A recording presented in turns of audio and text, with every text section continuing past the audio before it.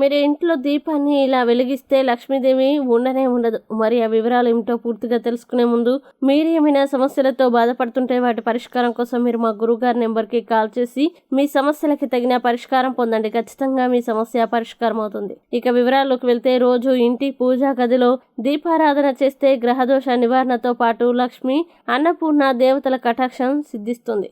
దేవదేవతల అనుగ్రహం లభించి అన్ని రకాల కష్టాల నుండి విముక్తి లభిస్తుంది. జ్యోతిష శాస్త్రం ప్రకారం ప్రతి వ్యక్తిపై శనిగ్రహ ప్రభావం ఉంటుంది. దీంతో పాటు రాహుకేతు దోషాలు వెంటాడుతాయి. వీటి నుంచి విముక్తి పొందాలంటే ప్రతిరోజు దేవతల్ని పూజించి దీపం వెలిగించాలి. ఉదయం సాయంత్రం వేళల్లో ఆముదంతో దీపం వెలిగిస్తే జ్యోతిష్యంలో రాహుకేతు దోషం తొలగిపోతుంది. ప్రతి శనివారం శని ఆలయంలో నువ్వుల నూనెతో దీపం పెడితే శని ప్రభావాన్ని తగ్గించుకోవచ్చు. శని ఆలయం లేని చోట నవగ్రహాల వద్ద ఈ దీపాన్ని వెలిగించిన ఫలితం పొందవచ్చు.